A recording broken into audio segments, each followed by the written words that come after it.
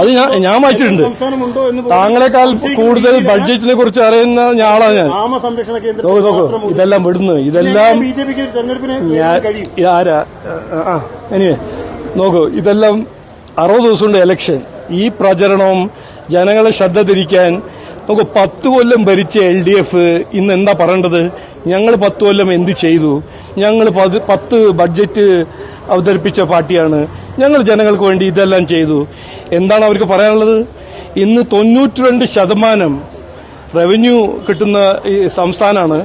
അതിൽ 92% അല്ല 100% 92% പോകുന്നത് പലിശയും ഡെറ്റ് സർവീസും പെൻഷൻസിനാണ്. 8% വികസനത്തിന്. ഇതാണ് സ്ഥിതി. അപ്പോ അല്ല ഒന്ന് വിടുന്ന ആരെയാണ് ഇത് പറയുന്നത്? സർക്കാർ അത് 10 കൊല്ലം ഒന്നും ചെയ്തില്ലെങ്കിൽ എന്താ പറയാ? ശ്രദ്ധ തിരിക്കണ്ടേ? സർക്കാർ സെൻട്രൽ ഗവൺമെന്റ് എത്ര തവണ ബഹുമാനപ്പെട്ട മുഖ്യമന്ത്രി ഡൽഹി പോയിട്ടുണ്ട്? ഇത് അവിടെ എന്താ പറയാത്തത്? സുപ്രീം കോടതിയിൽ പോയല്ലോ. സുപ്രീം കോടതി എന്താ പറഞ്ഞു? ഇതെല്ലാം നോക്കൂ, ഇത് ഈ നാട്ടിൽ ഞാനിപ്പോൾ മനസ്സിലാക്കുന്നത് കോൺഗ്രസിനും CPM-നും വേറെ ഒന്നും പറയാനില്ല. അപ്പോൾ ജനങ്ങളെ വിഡ്ഢിയാക്കുക, ജനങ്ങളുടെ സാമാന്യ ബുദ്ധിനെ ചാലഞ്ച് ചെയ്യാൻ ഓരോരോ കാര്യങ്ങൾ പറയാം. ഈ വന്ദേ ഭാരത് ട്രെയിൻ ബഡ്ജറ്റിൽ പ്രഖ്യാപിച്ചോ? ഉണ്ടായിരുന്നോ? പിന്നെ അമൃത് ഭാരത് സ്റ്റേഷൻ മോഡേണൈസേഷൻ ബഡ്ജറ്റിൽ പ്രഖ്യാപിച്ചോ? ഈ ബഡ്ജറ്റിൽ ഡിവോൾവ്മെന്റ്, ഡയറക്റ്റ് ഡിവോൾവ്മെന്റ് 37,000 കോടിയാണ്. No unconditional grant. മനസ്സിലായില്ലേ? എന്തായിരുന്നു കഴിഞ്ഞ കൊല്ലം? 21,000 കോടി.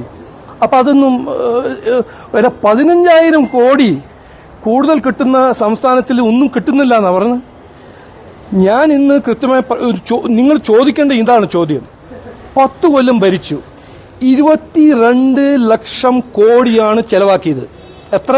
22 ലക്ഷം കോടി. എന്നിട്ട് ഇതാണോ സ്ഥിതി? കടം വാങ്ങാണ്ട് ഒരു കാര്യം ചെയ്യാൻ പറ്റുന്നില്ല. കടം വാങ്ങാണ്ട് സർക്കാർ ജീവനക്കാർക്ക് ശമ്പളം കൊടുക്കാൻ പറ്റില്ല. 22 ലക്ഷം കോടി എവിടെ പോയി? ഇതല്ലേ ചോദിക്കണ്ടേ? സെൻട്രൽ ഗവൺമെന്റ് തരുന്നില്ല, സെൻട്രൽ ഗവൺമെന്റ് ഇല്ല. ഈ ഒരു പ്രചരണം ഞാൻ ബഹുമാനപ്പെട്ട മുഖ്യമന്ത്രിയോട് ഏറ്റവും ബഹുമാനത്തോട് പറയാൻ ആഗ്രഹിക്കുന്നത്, അതിന്റെ സമയമെല്ലാം കഴിഞ്ഞു. ഇന്നെല്ലാം എല്ലാ മലയാളി കേരളീയൻ ഇൻഫോംഡ് ആണ്. അവർക്ക് വായിക്കാനറിയാം, പഠിക്കാനറിയാം.